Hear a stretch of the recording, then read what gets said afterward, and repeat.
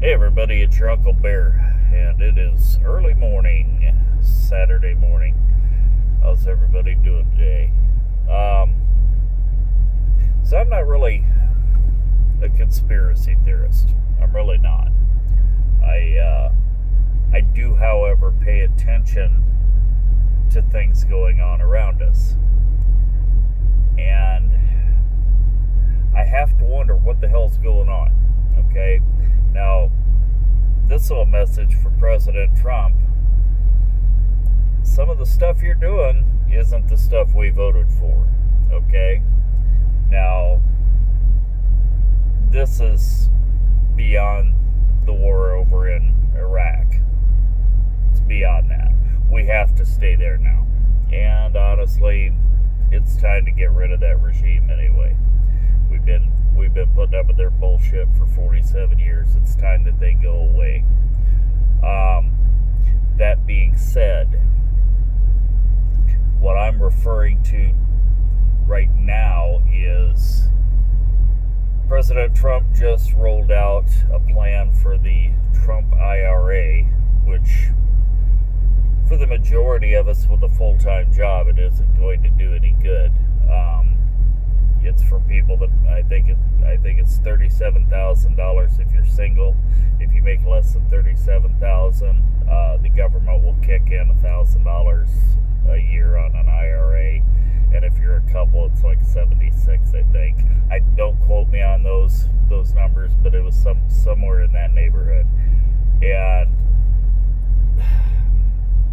how about we teach kids in high school how to save for their future, how to invest their money, how to balance a checkbook, how to survive in the world. Because apparently parents don't teach them anymore, and then we get stuff like this. See, the thing is, part of why we voted for Trump is we don't want government, big government, We don't want government handouts, okay? Where are those funds coming from that are going to pay for that?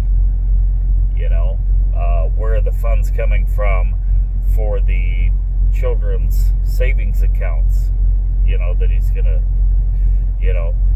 from part of it's from donors. Okay, I get that. Yeah, I remember the Dell family, donated some money. But again, teach people how to save money.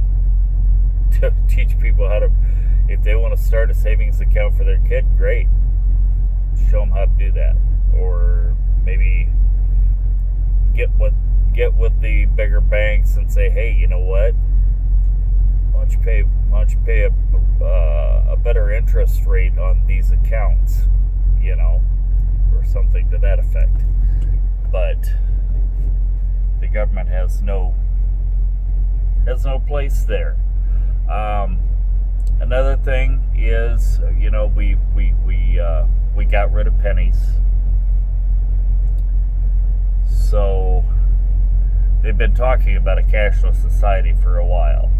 Okay, the pennies, I think that was just the beginning of what they have planned. You can't pay for more and more places that you go to won't take cash. They won't take cash.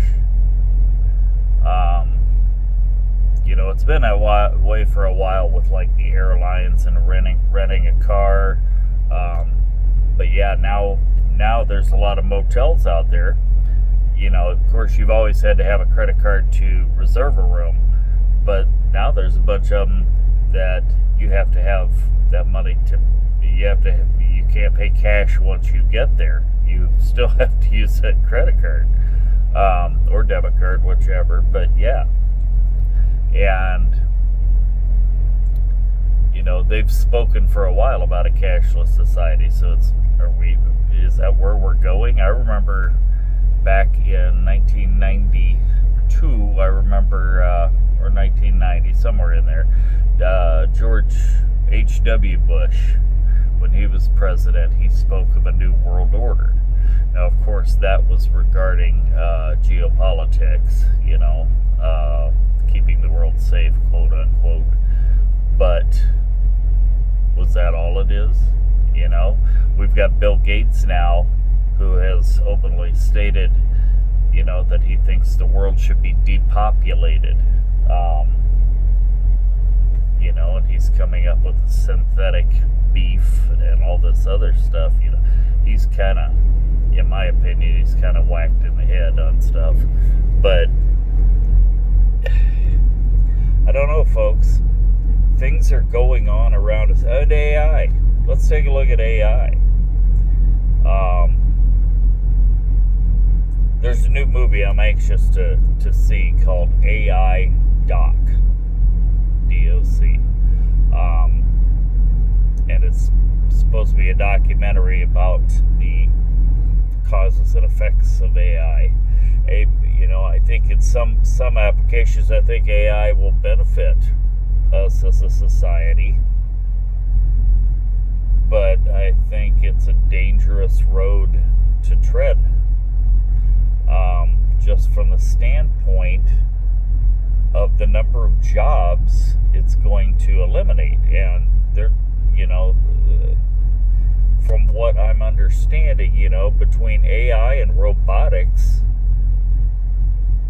I mean, if you think about it, if a robot can replace you, can do your job,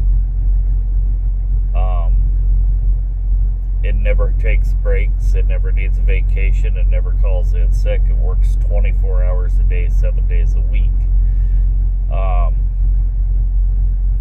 From a business standpoint, that's a winning situation, isn't it?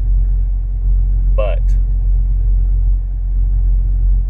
when AI and robots and autonomous trucks, when all these things take over as far as our jobs go, what are we going to do? We're not going to have a purpose. I think as human beings, I think we need a purpose in life. We need to know that we're contributing something to society. I've always told people, as a truck driver, I've always looked at this as another, as a form of service to society. I chose pulling reefer trailers because I'm hauling the food. That's a pretty important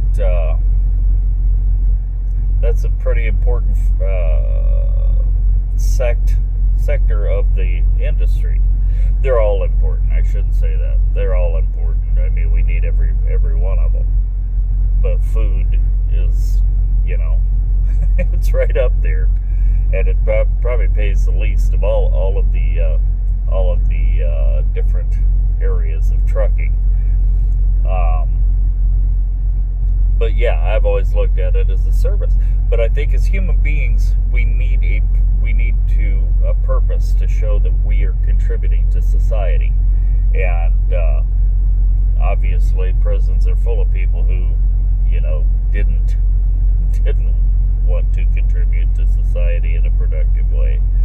But so what are we going to do once AI takes over? AI and robotics and autonomous trucks with all driverless cabs and Ubers and stuff like that. What will we do? That's something we really have to think about. What will we do? How will we make money? How will we eat? How will we provide for our families? Because it is, I mean, at that point, will we have to depend on the government to take care of us? Because we won't be, I'm not old enough to retire yet, nor do I want to be old enough to retire. Well, I shouldn't say that. If I won the lottery, I'd be out of this truck in a heartbeat. But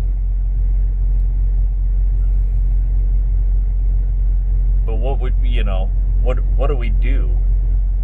What would we do? Individually.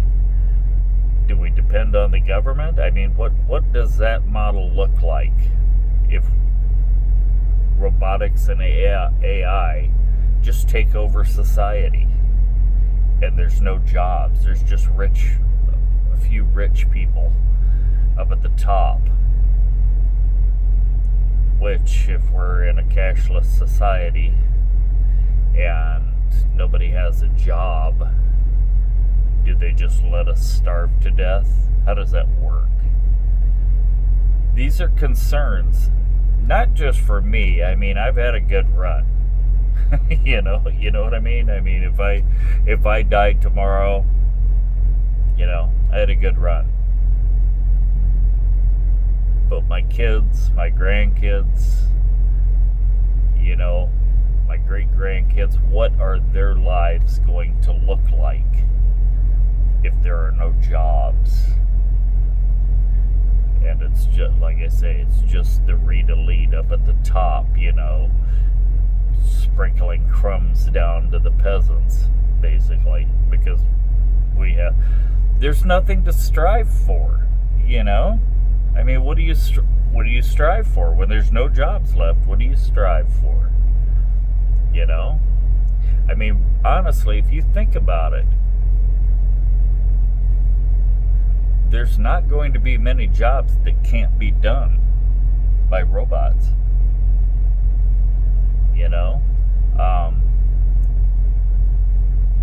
And I heard on one program I was listening to the other day, even computer programs and apps and things like that, the code to write these programs is pretty much all being done by AI now. Some people who develop these programs, they may produce the idea for a program, but it's AI that's actually writing the program.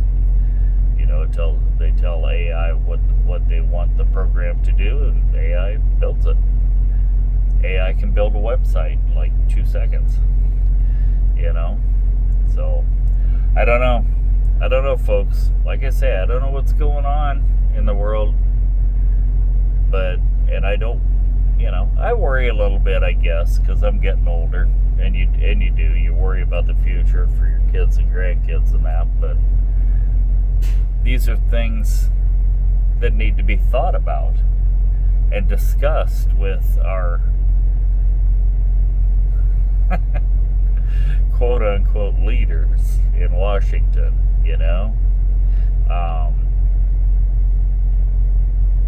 to say the least. Coming from South Dakota, we have 3 people in Washington right now, and leadership is the last thing I would use to describe them. They're in my opinion, they're just there, just collecting a paycheck, and one of them is a closet Democrat that's now running for governor of South Dakota, and it's like, no. Anyway, that's all I got for today, folks. Have a great day. We'll talk soon. Be safe.